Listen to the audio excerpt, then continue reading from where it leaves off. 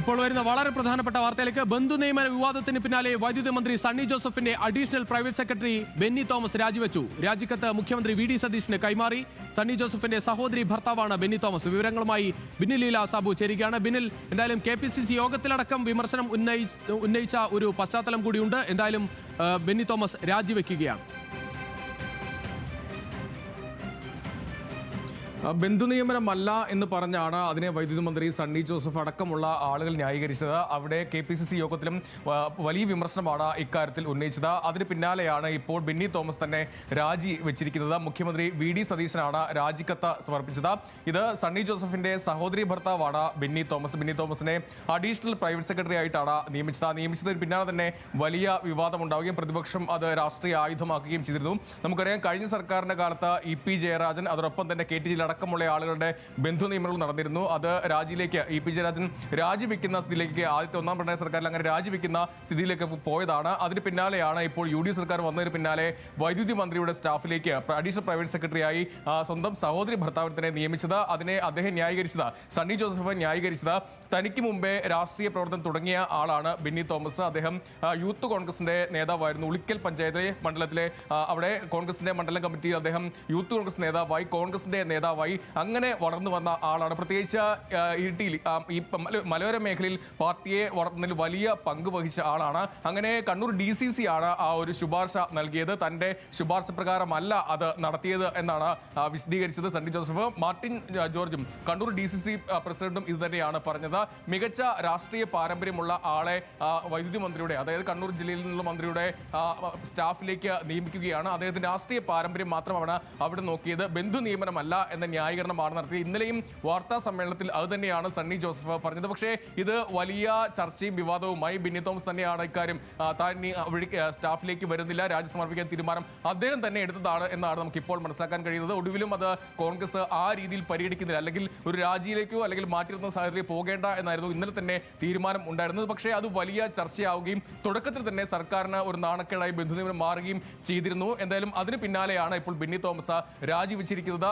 ഏറ്റവും ഒടുവിൽ പോലും സണ്ണി ജോസഫ് പറഞ്ഞത് താൻ തന്നെയാണ്, തന്റെ ബന്ധുവാണ് അഡീഷണൽ പ്രൈവറ്റ് സെക്രട്ടറി വന്നിരിക്കുന്നത് എന്ന് പരിചയപ്പെടുത്തി എന്നാണ് അദ്ദേഹം പറയുന്നത്. മാത്രമല്ല അദ്ദേഹം ചൂണ്ടിക്കാട്ടിയ ഒരു കാര്യം, EP ജയരാജന്റെയും കഴിഞ്ഞ സർക്കാരുകളിലെ ഈ ബന്ധു നിയമനം ചൂണ്ടിക്കാട്ടിയപ്പോൾ അത് കോർപ്പറേഷൻ മറ്റ് സ്ഥാപനങ്ങളുടെ ഉന്നത സ്ഥാനങ്ങളിലേക്കാണ് അത്തരത്തിൽ ബന്ധു നിയമനം നടത്തിയത്. ഇത് അങ്ങനെയല്ല, ഇതൊരു അഭിമുഖം നടത്തിയോ പരീക്ഷ നടത്തിയോ ആ രീതിയിൽ തിരഞ്ഞെടുക്കുന്ന ഒന്നല്ല, ബന്ധപ്പെട്ട മന്ത്രിയാണ് അക്കാര്യം തീരുമാനിക്കുന്നതെന്നാണ് അദ്ദേഹം പറഞ്ഞ ഒരു മറുപടി. പക്ഷേ ഏറ്റവും ഒടുവിൽ അത് കോൺഗ്രസ് നാണക്കേടായി മാറിയ സാഹചര്യത്തിലാണ് ഒടുവിൽ രാജിയിലേക്ക് പോയിരിക്കുന്നത്.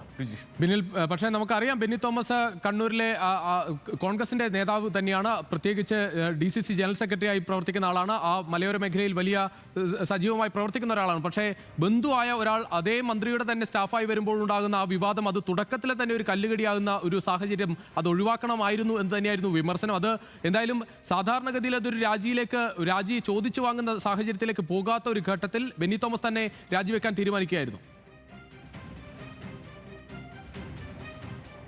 അദ്ദേഹം തന്നെ തീരുമാനിച്ചു എന്നാണ് നമുക്ക് ഒടുവിൽ ലഭ്യമാകുന്ന വിവരം. ഇത്തരം തുടക്കത്തിൽ തന്നെ, അതായത് 10 വർഷത്തിന് ശേഷമാണ് UDF സർക്കാർ വരുന്നത്.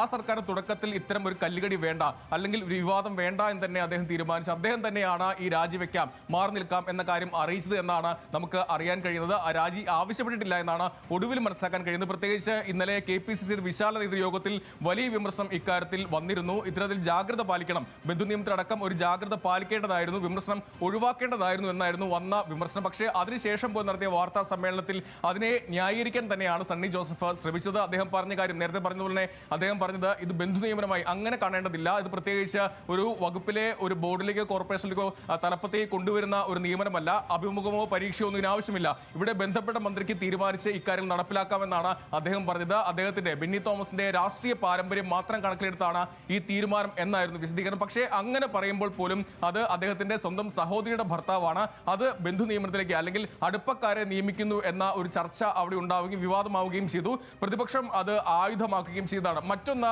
യൂത്ത് കോൺഗ്രസിന്റെയും KSUവിന്റെയും ചില നേതാക്കൾ അത്തരത്തിൽ ചില പരാമർശങ്ങൾ അല്ലെങ്കിൽ ഒരു അതൃപ്തി ഈ രീതിയിൽ പ്രകടിപ്പിച്ചിരുന്നു. പ്രത്യേകിച്ച് ഈ കഴിഞ്ഞ സർക്കാരുകൾക്ക് എതിരെ സമരം ചെയ്ത് തെരുവിൽ തല്ലുകൊണ്ട ആളുകളെ അവർക്ക് അവസരമില്ല, ബന്ധുക്കൾക്ക് അവസരം നൽകുന്നു എന്ന അവരുടെ പാർട്ടിക്കുള്ളിൽ തന്നെ ചില സംസാരങ്ങൾ ഉണ്ടായിരുന്നു. അത്തരം ചർച്ചകൾ ഉയർന്നു വരികയും ചെയ്തു. അതിന് പിന്നാലെയാണ് ഇത്തരത്തിൽ ഒരു തീരുമാനത്തിലേക്ക് ബെന്നി തോമസ് തന്നെ പോയത്. ആദ്യം അത് സണ്ണി ജോസഫിനെ അറിയിച്ചു, പിന്നീടാണ് ആ തീരുമാനം രാജിവെക്കാം എന്ന തീരുമാനത്തിലേക്ക് എത്തുകയും പിന്നീട് മുഖ്യമന്ത്രിക്ക് ആ രാജിക്കത്ത് കൈമാറുകയും ചെയ്തു. എന്തായാലും തുടക്കത്തിൽ ഒരു കല്ലുകടി വേണ്ട, അല്ലെങ്കിൽ സർക്കാരിന് എതിരെ പോകുന്ന ഒരു കാര്യം വേണ്ടെന്ന് തീരുമാനിച്ചാണ് അദ്ദേഹം രാജിവെക്കാൻ തീരുമാനിച്ചതെന്നാണ് നമുക്ക് അറിയാൻ കഴിയുന്നത്.